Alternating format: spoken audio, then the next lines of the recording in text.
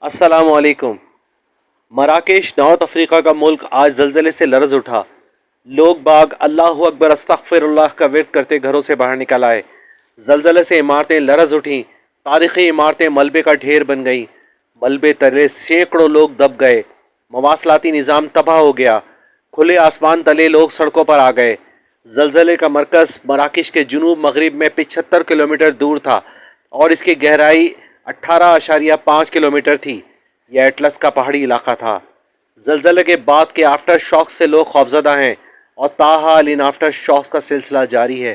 رباط، Casablanca اور ایشونیودا میں زلزلے کے جھٹکے محسوس کیے گئے ہیں۔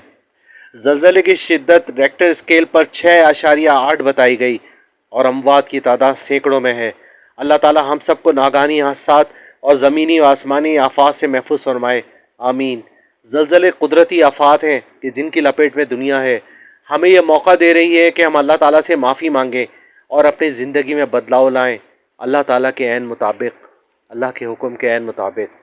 جزاک اللہ۔ آج کی ویڈیو پسند آئی ہو تو چینل کو سبسکرائب کر لیجئے، بیل آئیکن کو کلک کر دیجئے تاکہ آنے والی ویڈیوز آپ تک پہنچ سکیں۔ ویڈیو کو لائک کرنا اور دوستوں کے ساتھ شیئر کرنا نہ بھولیں۔ جزاک اللہ، آمین۔ اللہ حافظ۔